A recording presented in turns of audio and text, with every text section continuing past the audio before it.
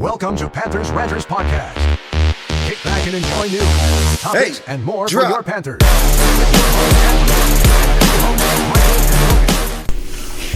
All right, everybody. Welcome back to episode 15 of PanthersRanters podcast.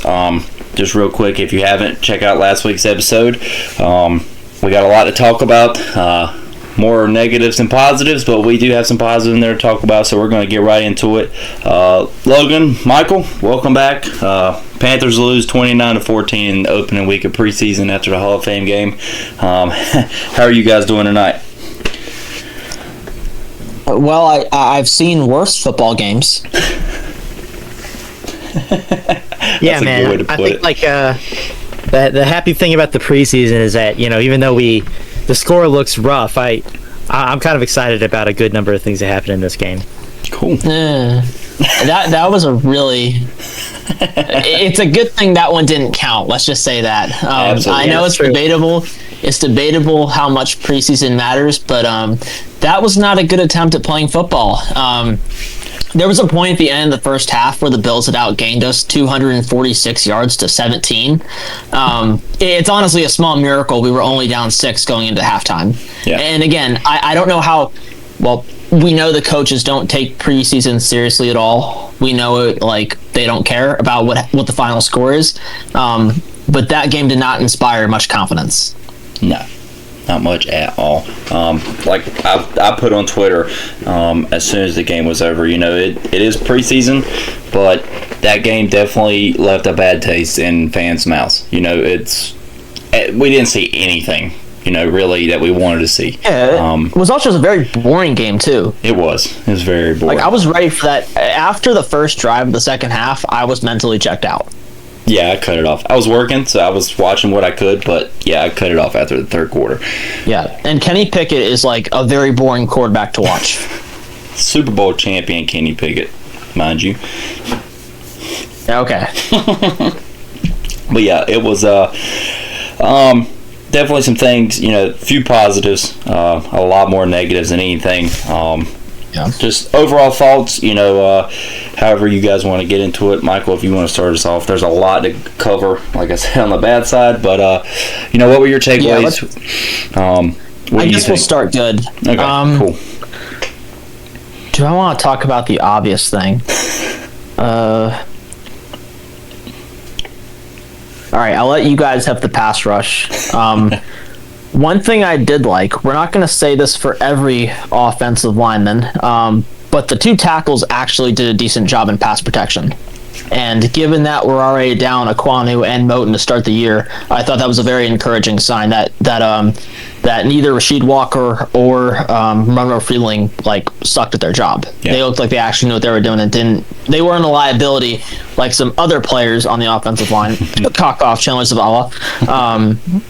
But yeah, so good on them. That I think we can at least take away and be happy about. Yeah, absolutely. Logan, what is your one good takeaway that you could take from this game and be happy about? Well, okay, so it's not necessarily like one good takeaway, but it can be summed up pretty quickly. Okay. And this is why I started off by saying I'm still kind of excited about some things.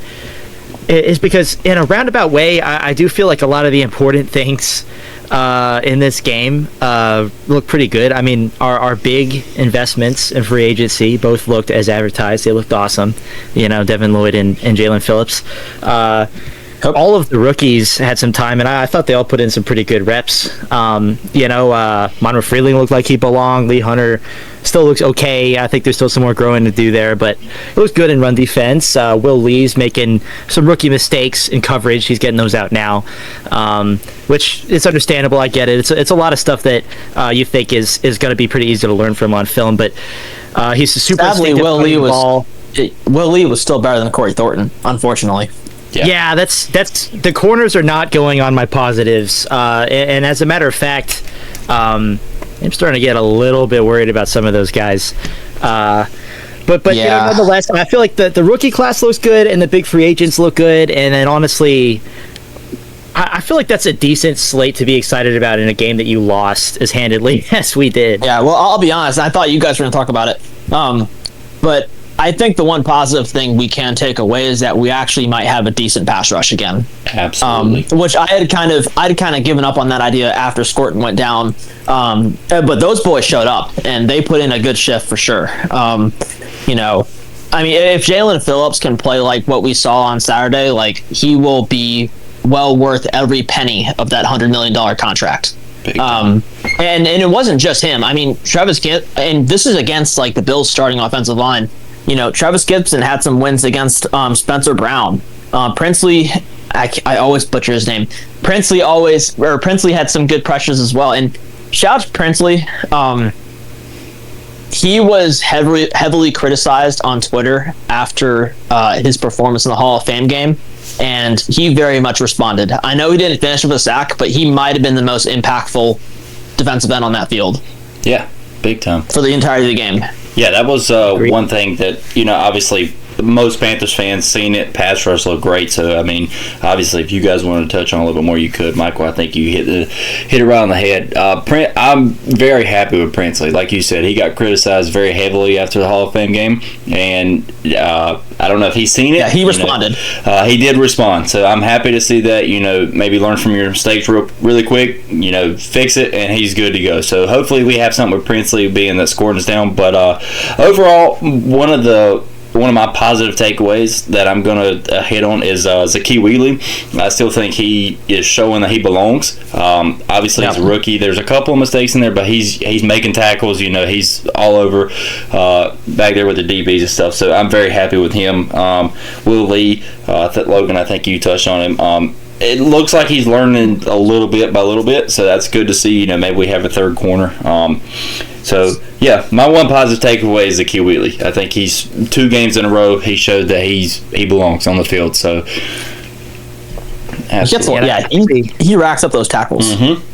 Yeah, and I think we might need those guys sooner rather than later, unfortunately, because there's a lot of guys still biting on play action hard. Zakee Wheatley seems like he's just really instinctive finding the ball. And then, like you said, Will Lee, he seems like a pretty physical corner, especially in run defense, for a cornerback especially. And, you know, with like we were saying, how these corners are playing, he might get elevated sooner than most of our rookies tend to do. Yeah. Absolutely. Oh, real quick before I forget, because it's just come to my mind. One other player that not as a level as Princely did, but somebody who did step up a little bit from last week was Wallace. He looked a little bit better at the linebacker there. Like I said, not the leap that I think Princely took from last week to this week, but Wallace did look better. Halfway looked like he belonged out there, you know. Obviously, he's fighting for a job, so we'll see how that plays out in the rest of training camp and through this joint practice this week as well. So, props to him for at least showing a little bit of something. Yeah, and he massively outplayed Claude Sherrillis, too. That was another development that kind of went under the radar. Claude Sherrillis gave up 70 yards on 4 catches. That is not very good. Trevin Wallace gave up 1 catch for 2 yards. So I think in the linebacker 2 battle, Trevin Wallace definitely won the day. Yeah, big time. Which is good. I love seeing players respond to, you know, stuff happening. You know, when that news came out that there's a battle, you know, hey, take it. Go win the battle and show that you belong. You know, Wallace was a 3rd-round pick, 2nd-round pick. I always get it mixed up. But, you know, definitely not somebody that they're going to give up on quickly, but show that you belong. You know, go win the battle. So it's good to see him I'm very curious. A little bit. Speaking of position battles, I'm very curious to see who they start at a outside linebacker opposite of Jalen Phillips. I mean, Princely playing like that really, I think, evens the playing field. I really expected Pat Jones to be the down-to-down starter. Yeah, I mean, that the pass rush ability that he showed in those 10 snaps was better than anything we saw consistently from Pat Jones last year. Yeah, massively. Yeah, I'm glad to agree. And the other thing I really like too, and I don't mean to go too much into this, but the other thing I liked about the pass rush is the pressures were quick. It's not like they were coverage pressures or anything like that. It was the ball snapped and a second and a half later they're there. Yeah, which is massively and they did something that we need. Yeah, they did that without Derek Brown too. Yeah. So our best player wasn't even on the field and they were looking like that. Yeah. Definitely. Yeah, that's true. It's true. I just think we've got a lot of weapons to play with, especially when it comes to bringing exotic pressures and blitzes. I mean, I think there's something to be said about learning how to get around blocks. A lot of our linebackers and whoever else just kind of crash into them and leave it at there. But Devin Lloyd is getting around them. He's quick enough to fight through those things, not letting reaching centers get to him. How many safeties do we have now? Like, what, 3 that are all ready to hit, and are good at screaming downfield or upfield? I'm pretty excited, especially if we're able to get that pressure with 4 when we need to. Teams are just not going to know how to handle it. Oh, and like you said, even if Pat Jones does get replaced by Uman Mielen, which, still a little early to say, but if he does, he's still good to flex on the inside, so he's going to have a use. I'm really excited about the whole package. That's true. This is a big confidence booster. Big time. Yeah, that was like the one, that was probably the one single positive takeaway we could take away from the game. Yeah. That will actually translate to the regular season. But we need it. We just got to hope the secondary we needed it last year. Yeah. I trust Evero. I know they looked bad yesterday, but I trust Evero to figure that out. Yeah. I mean, over the past he's been here 3 years, and we've always had good coverage units. I trust Evero to find a way to make stuff work there. That's true. That's true. I just feel like I'm not freaking out about it. There's just been a lot of nasty reps put out there by Mike, Jack, Shao Smith, Wade, and Thornton. That's not to say that they haven't had some good days. It's hard to tell when it's only reporters tweeting out of training camp. It's just there's not a whole lot of good vibes going around there. But like you said, Evero tends to figure this out. So we'll see when the stakes are high if these guys clean it up. Yeah. Right. It does feel like the offense has been winning in training camp a lot more this year. Yes. Yeah, a lot of praise. And I'd hope that's just because, like Bryce is just being sharp and working around good coverage, but maybe it's not good coverage. I don't know. Yep. That's a possibility. Speaking of Evero, this is something real quick I wanted to touch on, and this goes for both sides of the ball. Play calling in the preseason game. Again, this is preseason, so you guys take it with a grain of salt. But I kind of feel from the offensive side of the ball that, and I texted you guys this before, I believe, but it kind of seemed like Dave told Brad to kind of dial it back a little bit. Didn't see anything downfield. Now, to be fair, the line didn't block at all for Bryce to have time, but still, didn't really like anything was even called. And then same thing on the other side. I believe there was a play where it was 3rd and 2 and your corners are still 10, 15 yards off the receivers, which is something that was it was a 4th and 3. It was a 4th and I know it was a short play, and it's something, it's not like a regular thing, but in Evero's scheme we see it throughout the year, and that's, to me, one of my biggest problems with Evero is when you have short plays like that. Every once in a while you'll see your corners way off the receivers, and I'm just like, dude, you put some pressure on the receivers, something. So the best part about that too, but yeah, the best part about that too is that it's against Kyle Allen, someone we know firsthand does not have a deep ball. So that's probably the one guy you should feel comfortable pressing, and yet you never did it. Right. And if you want to see something from your corners, why not try in preseason?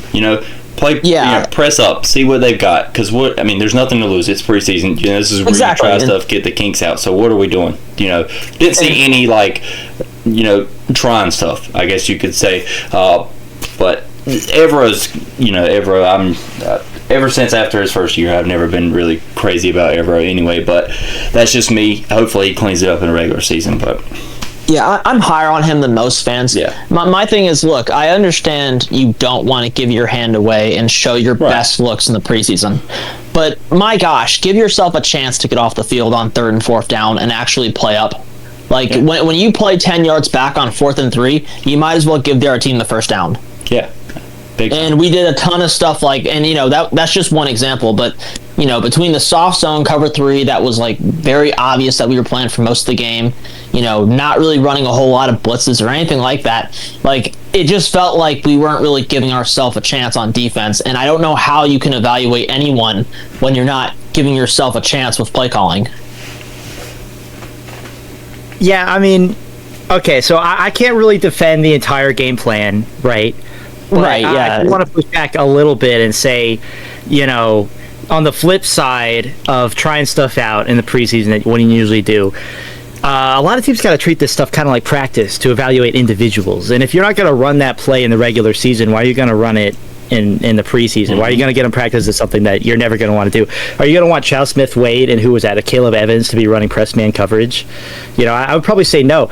And on that 4th and 3 play, if you, I put it on my Instagram. I think I saw people echoing this online afterwards too.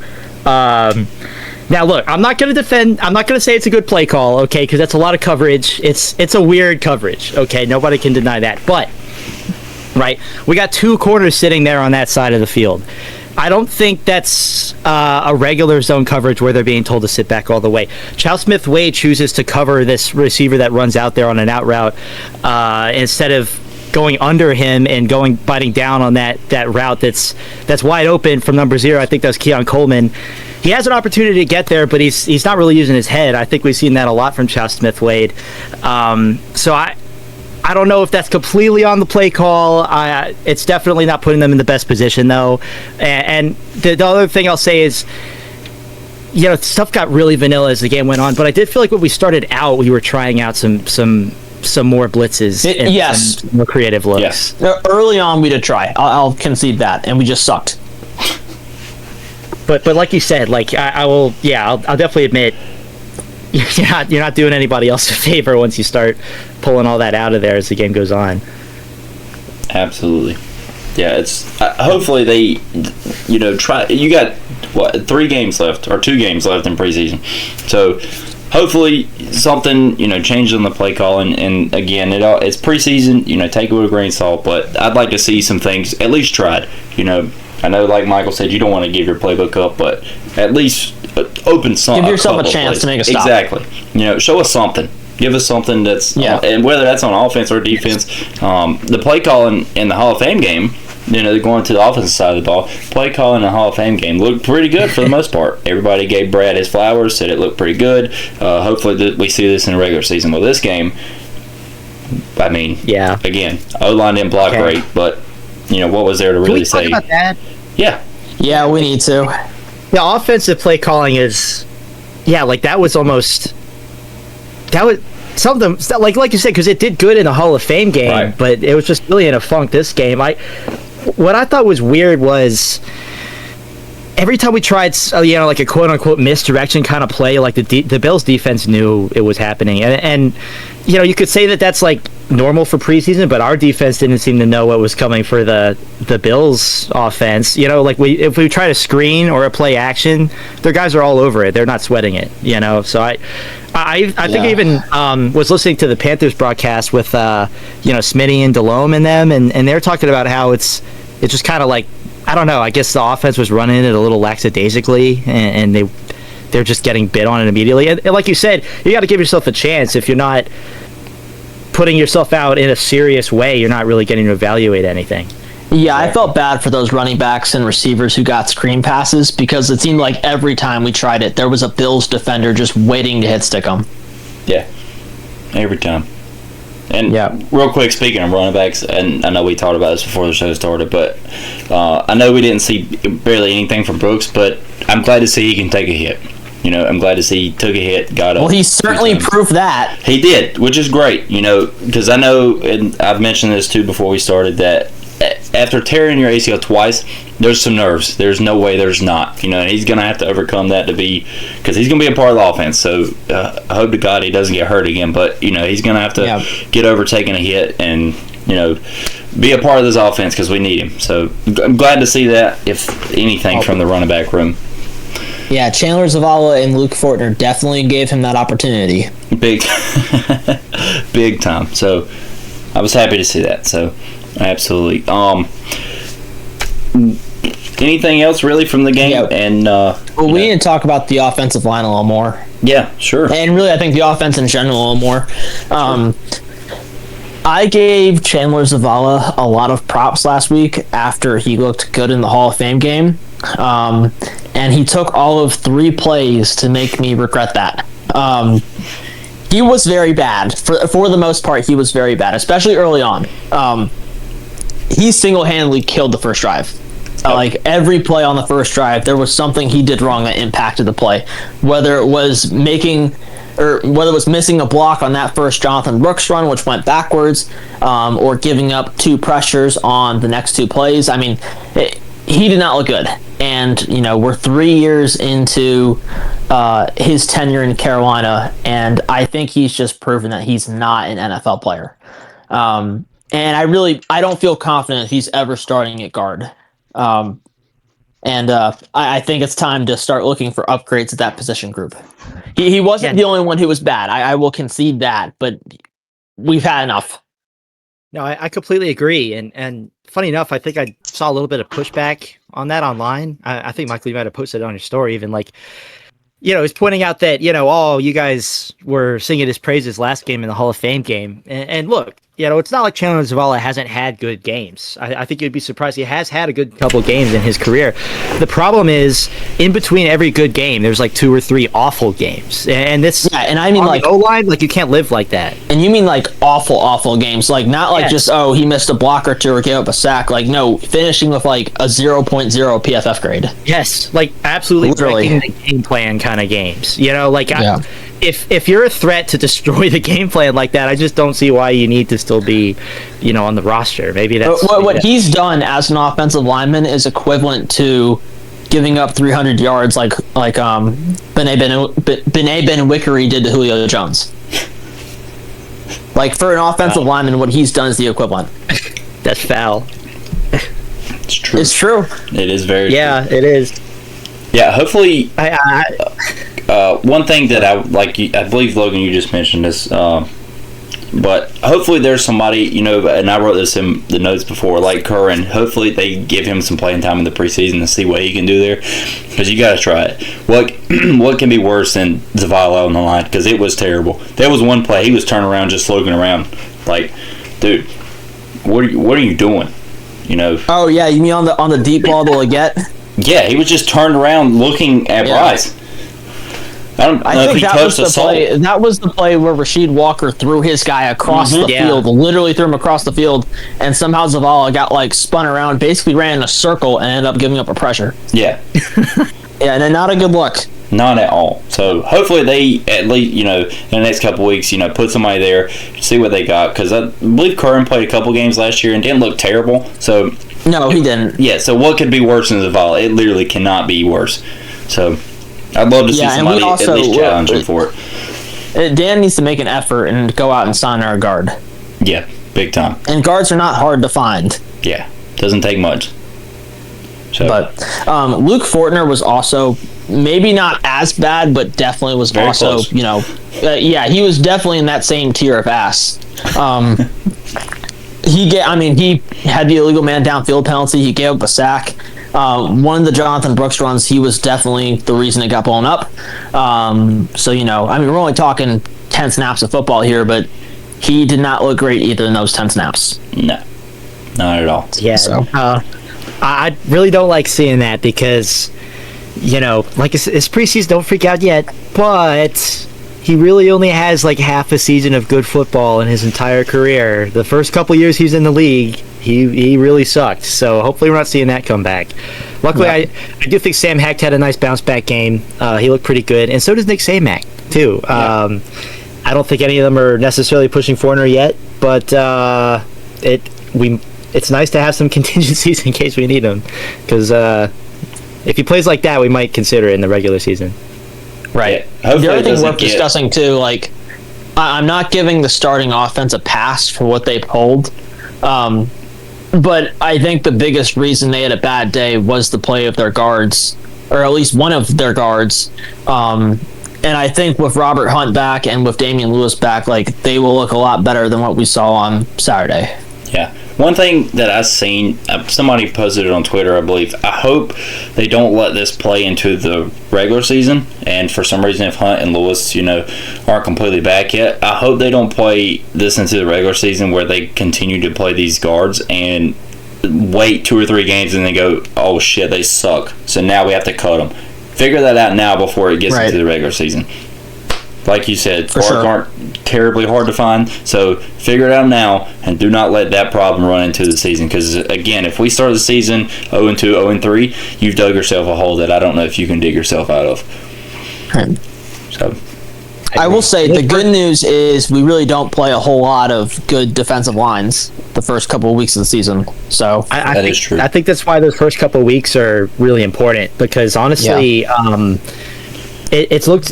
first stretch of the season looks decently winnable, especially in comparison to the rest of it. We're going to want to have a favorable record coming out of that stretch because the rest of the schedule is so hard. We need some of those wins to come early. Yeah. Right. Just don't let these mistakes run into the regular season. I think that's what happened last year. You didn't really get much in the preseason, so you didn't really work out the kinks. So hopefully in the next 3 weeks, because we're less than a month away from the first game of the year, get these things fixed now. And if anybody can do it, I believe Dan Morgan can. So yeah.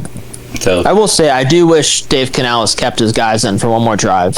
I do, but I see it on the other side of okay, they're getting torched. Obviously, the line isn't playing good, so unless you were going to put somebody else out there, why let the risk of Bryce getting hit 3 more times? I get both sides of it. Obviously, as a fan and wanting to see more, I wanted to see him give us something positive from the game, which really didn't happen. But on the other hand, keep him safe. Don't let him get hurt, because obviously he was there. My thing is they only played nine snaps and went 3 and out on each of their plays or on each of their drives. They never really even had a chance to get in any type of a rhythm. Right. And when you can't get yourself into a rhythm, what really are you taking or gaining or really accomplishing by even being out there? Yeah. Another thing. And the other thing I don't like too is if you're going 3 and out on back-to-back drives, and you're in a slump, give yourself a chance to get out of it. You know what I'm saying? I don't like that we're just getting into a slump and then saying, we'll be better next week. No, actually figure it out, make an adjustment on the sideline, and come back and get yourself out of it. Yeah, again, it goes we didn't do that for the second year in a row. We had a slump and then just called it a day. Yeah, again, looking at it that way. And then, again, next week when we play the Jags, I hope if it goes the opposite way and we look good, through 1 or 2 drives, I hope they don't take them out again because they're we've seen enough, they're good. If it's going good, see if you can get another drive and get another, score, field goal, something positive. Keep taking a couple positive things from it, and don't set yourself a limit of all right, we've seen enough. So yeah, and then they can learn to like you said, get in the rhythm. Hopefully gain a little bit of chemistry if they're out there playing, and give us something to see before the regular season starts, which is something we haven't really seen in the last couple of years of Dave Canales in the preseason. Yeah, very disappointing. And you know what really irked me, or I shouldn't say irked, but what really got me more than anything after the game? Okay, you saw the lack of effort in terms of play calling, and really, across the field, it was just a crappy effort. Dave Canales said after the game that these games are invaluable to him, and that he takes them very seriously. Yeah, I really wish you didn't. I know. Say that. I just watched your team. I know. I just watched you call the most vanilla offensive game ever and pull your starters out after 3 crappy series, and you're saying that. Yeah, it's crazy. And one thing, a little side note I want to throw in here. This is the first game that Buffalo has with their new head coach. So, and they're running into it looking good first game. Right, and in their defense, I do think Joe Brady was kind of trying hard. Yeah. He wasn't exactly taking it easy on us. Yeah. But still, I would have liked to have seen a better effort. Yeah, absolutely.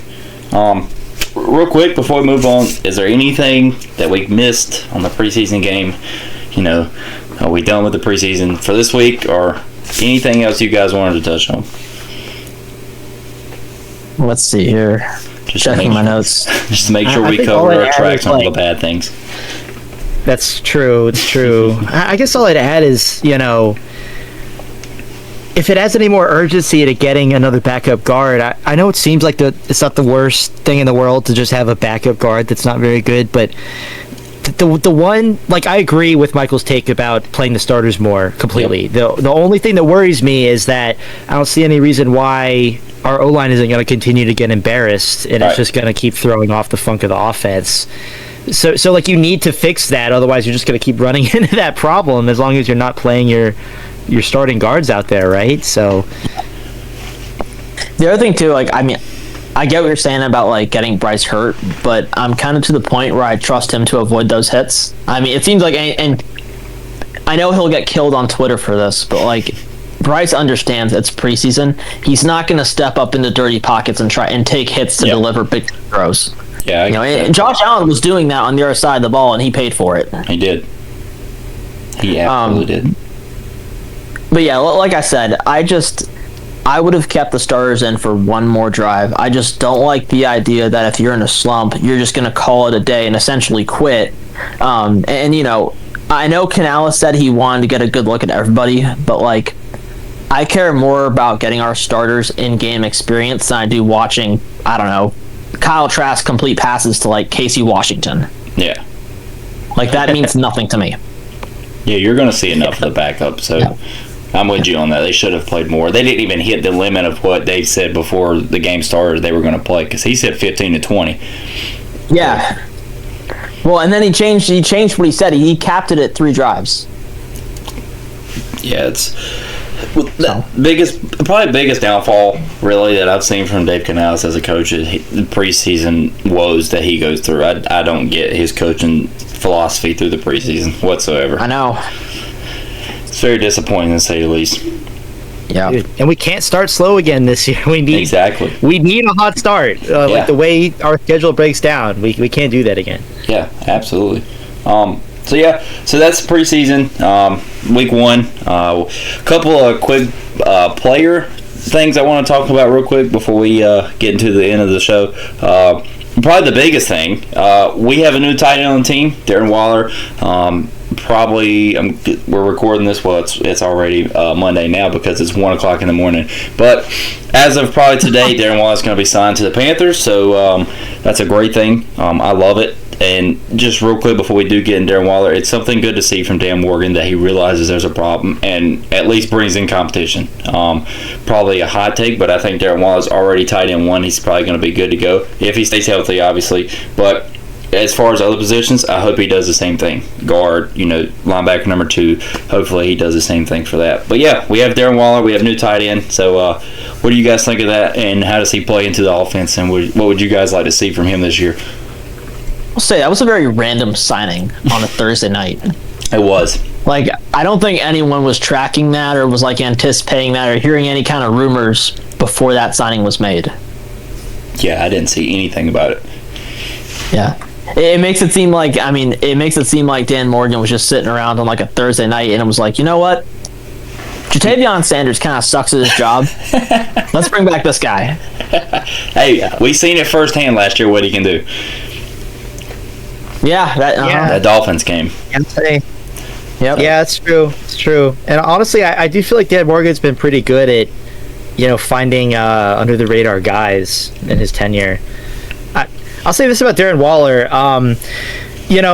Obviously temper expectations. He's old. We're not getting an 1,100 yard receiver, and tight end is not suddenly going to become a strength of the team. But this is a guy that is not so washed that he's not worth a roster spot. Okay, he's still fast enough to get downfield. There's plenty of deep routes on film from him last year.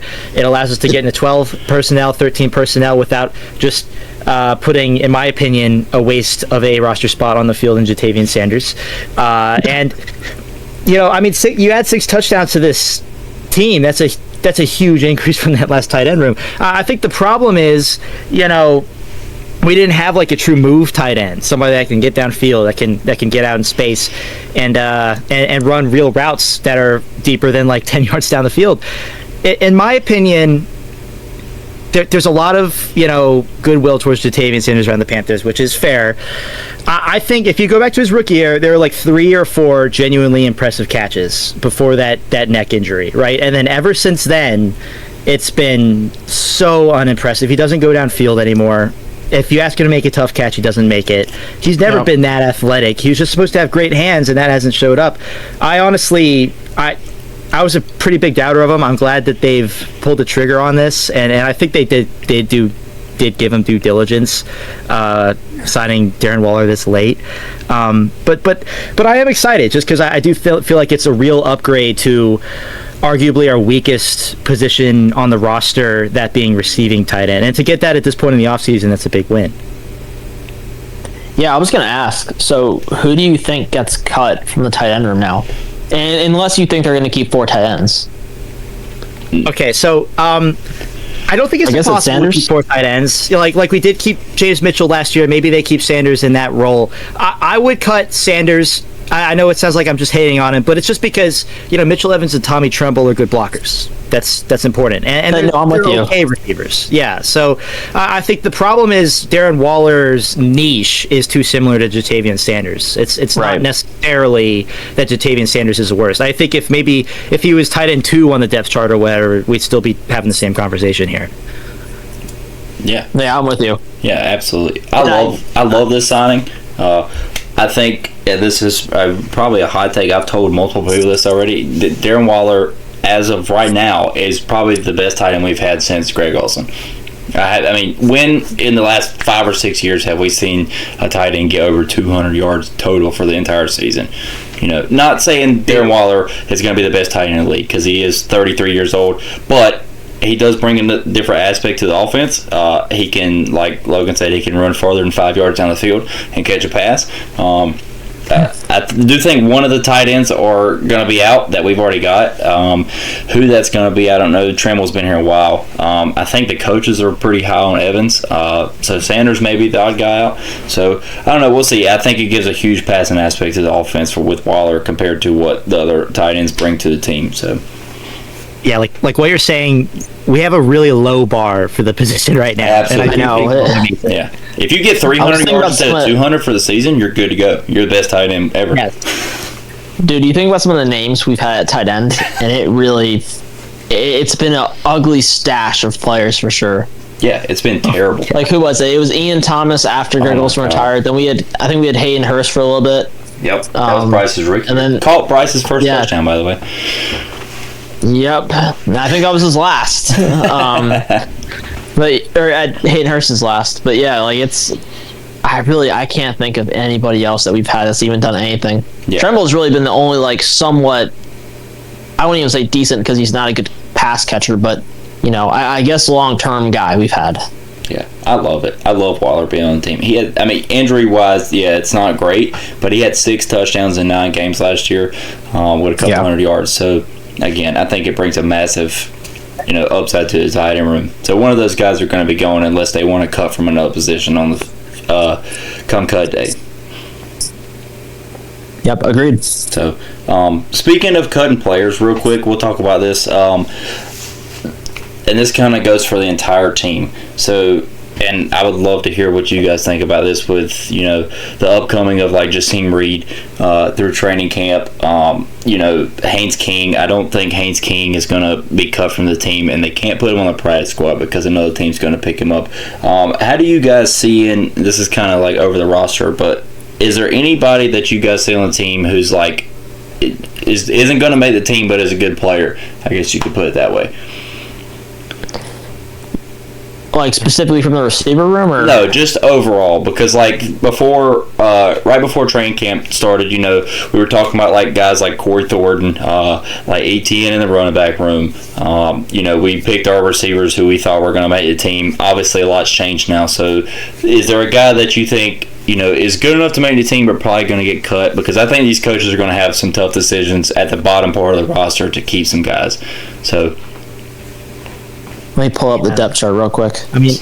I would begrudgingly say Mechie. I think Horn has kind of won me over this offseason. Mm-hmm. He's obviously been working on his route running. We need that speed. Whatever else. If we keep 7, I think he makes it. It sucks because I'd really like to have that Bryce connection. Yeah. But we'll see. Also, I'd like to reiterate here, you're talking about HN. I don't think he's going to get cut. I know everybody's excited about Dylan. I'm not ready to say that yet, just because we've seen Dylan on so many other teams, and the upside is capped. I think HN still has a niche as a receiving back, even if we just don't use it for some reason. On the other hand, though, I really want them to replace him at returner. It's not even about the the time he muffed that punt versus LA. It's just he's just not like fast or twitchy enough to like be a big play threat as a returner. I feel like I just don't even know why we're bothering. I'd really like us to make Horn work there. Yeah, I was gonna say Jimmy Horn looked pretty decent back there. He did. Yeah, I agree. Yeah, one thing with I don't know why. Go ahead, Logan. I'm sorry. I was just gonna say I don't know why like he got on the coaches like shit list in the first place. Like they didn't even bother to do that the first year. Who, Jimmy Horn? Yeah. Because everybody thought that was like gonna be his role when we drafted him. I don't know what he did in camp to make them think otherwise. You know, I guess a little bit too much like East-West kind of running. You know how college players tend to do that. They try to play some hero ball. I don't know. He had that fumble against the Saints. That's true. That's true. That's like I remember after that, like he didn't really get a whole lot of playing time for a while. Yeah. That'll do it. Yeah. You mess up against the Saints, like you're in the doghouse for a bit. That's a good point. That is a good point. I don't rightfully think so. I don't think Achane gets cut only because this group of coaches in front office and stuff drafted him. I think he's at least got one more year. But like looking at Dylan, I just feel like Dylan brings a little bit more. I know he's older. You always want to try to keep your team a little bit younger if you can. Like if they're close, they're going to go with the younger guy. But I think Dylan brings a little bit more, and just like another player that could be brought up is like Corey Thornton. Like he hasn't showed. He had a lot of hype. I know from us he did, and then like obviously from other guys from last year, he had a lot of hype coming up to the training camp, and hasn't like showed out, done anything crazy, maybe missed a couple plays, but he's like another guy. Like you have Willie coming in now, so just guys across the whole team who I think it's just going to be tough for the coaches to really have to cut these guys at the end of training camp. It's going to be some tough decisions to make. Yeah, there are a few guys. Bryson Tremaine is one who I've hyped him up a few times in this podcast, but like I wouldn't be surprised if he is the odd man out. Yeah, he's been like the one receiver who really hasn't like gone off in the preseason. Yeah, at some point or another. Yeah, some of these guys. That's what I'm saying. Like we haven't seen, like we know what they have kind of from last year, but like they haven't stood out enough. Like Dave Canales said the other day about Jasim Reed in his interview, he was like, he's good, brought him up, made it a point to talk about him. You haven't seen that from some of these other guys that we thought would probably already be on the team, like pretty much a lock, but now you're looking at it and Jasim Reed came up, and then like Haynes Kings came up. Obviously, quarterback's a little bit different, but to see some of these guys aren't going to make a team that we originally said was, and obviously that was an early take. We do it a little bit earlier just to kind of go back on, but yeah, Isaiah Simmons is another guy who I wouldn't be surprised if he gets cut. Who? Real shame. Isaiah Simmons. I really hope they don't. I don't. Yeah, I hope they don't either. But I mean, he's the fifth man in that safety room. So the thing is, they're like he can play linebacker too. So I think his versatility will be enough to keep him on the team. I mean, I hope you're right. Like, I don't want to see him go. Yeah.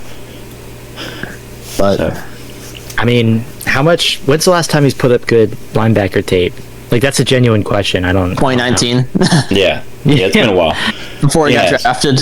I love his versatility. You can plug him and play him in linebacker or safety. I think that's a plus on his side to be able to make a team.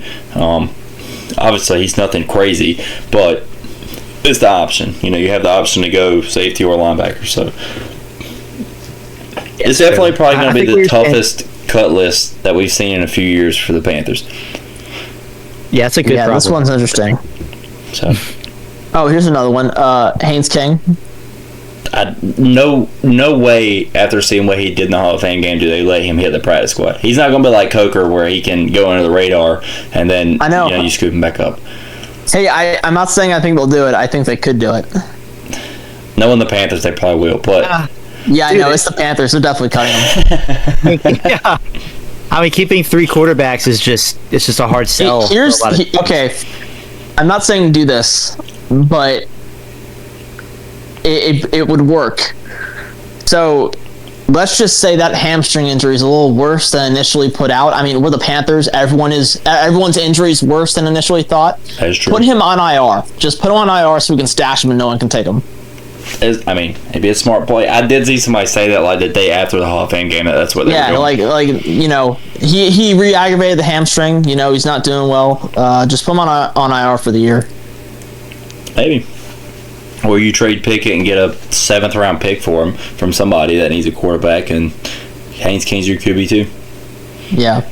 Again, I wouldn't do that. I would just have him make the roster, but yeah, absolutely. I know how the Panthers work, and I wouldn't be surprised if they cut him. Yeah, it wouldn't shock me knowing the Panthers, especially because Kyle Trask is here now, and that's like Dave Canales' boy. God knows. Oh my! Him and David Moore, they're going to be our starting quarterback and receiver for the year. Yeah. Honestly, David Moore should be the one to go. Yeah, but he's not going to because he's David. Probably not. Yeah. Oh my God.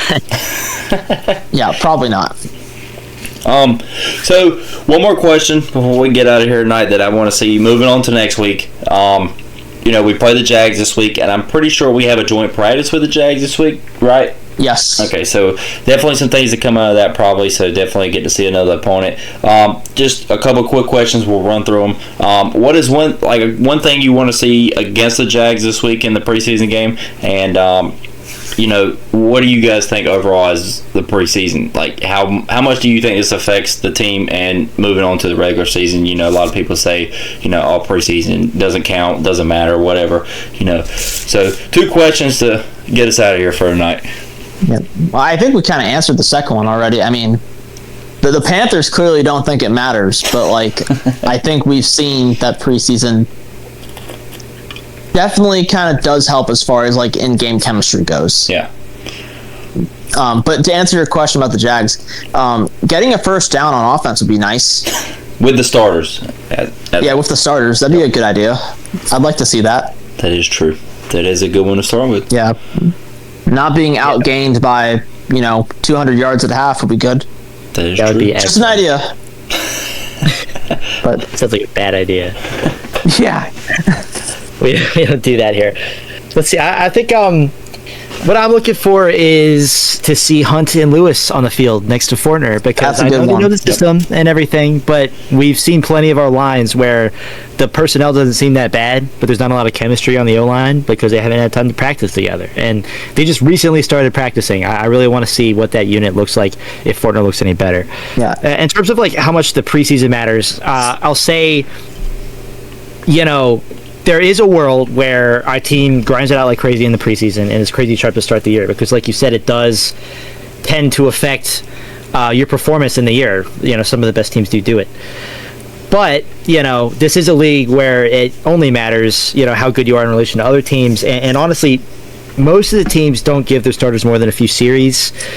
I think if we do this again, where we're just not getting any useful reps out of it, I'd like to see us try to push a little harder and not just give up. But I'm not sweating it for right now. My thing is, we have been notoriously bad to start seasons under Dave Canales. You have not earned the right to dick around during the preseason like we do.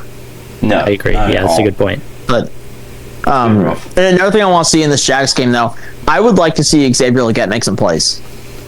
He's been hyped up all training camp. I would like to see him make a catch or two that makes the fan base believe in him again. Yeah. Get some hype behind him again. Get into the regular season. And I'll be going this game, so I'm more than prepared to lose by 50 points. In the 120-degree weather. It's at night, so we're good. It's going to be on a Friday night, so. Okay. It's supposed to rain, though, apparently. It's like a 50-60% chance of rain. Awesome. You love going to rain games, don't you?